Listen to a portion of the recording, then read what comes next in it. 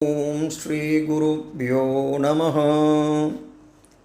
வீடுதோறும் விநாயகர் என்ற பதிவிலே நாம் திருநாரையூரில் குடிகொண்டிருக்கும் பொல்லா பிள்ளையாரின் மகிமை பற்றி பார்த்தோம். இன்று நாம் பார்க்க இருக்கும் விநாயகர் திருத்தலம் நக்ஷத்திர விருக்ஷ விநாயகர் திருத்தலம். பிறந்த நட்சத்திர நாளன்று கோயில் வழிபாடு செய்வதால் முன்வினை பாவம் நீங்கும். அன்று அவரவர் நட்சத்திரத்திற்கு உரிய தெய்வம் மரத்தை வழிபடுவது இன்னும் சிறப்பானதாக கருதப்படுகிறது.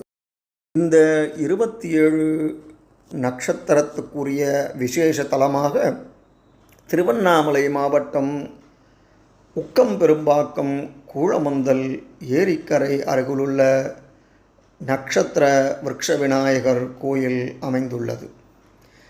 காஞ்சி மகா பெரியவரின் வழிகாட்டுதலால் சிவானந்த சரஸ்வதி சதாசிவ சித்தர் சுவாமிகள் இங்கு நட்சத்திர மரங்களை பிரதிஷ்டை செய்தார்.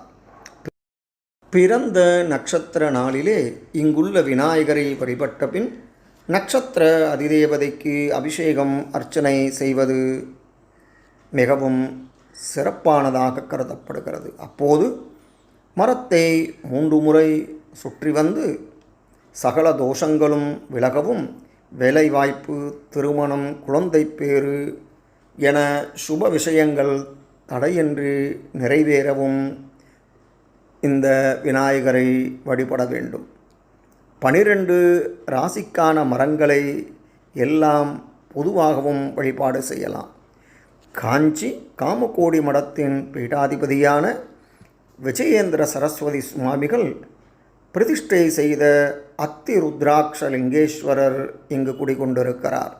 வள்ளி தெய்வ யானையுடன் சிவசுப்பிரமணியர், குரு பகவான், சனீஸ்வரர், ராகு, கேதுவுக்கும் சன்னதிகள் இங்கு உள்ளன. காஞ்சிபுரம் செல்லும் பொழுது வந்தவாசி சாலையில் கூழமந்தலில் அமைந்துள்ள நக்ஷத்திர விருக்ஷ விநாயகரை வழிபட்டு எல்லா வளமும் நலமும் பெற விநாயகரை வணங்கி விடைபெறுகிறேன். அடுத்த பதிவிலே இன்னொரு விநாயகர் தலத்துடன் உங்களை சந்திக்கிறேன். நன்றி, வணக்கம்.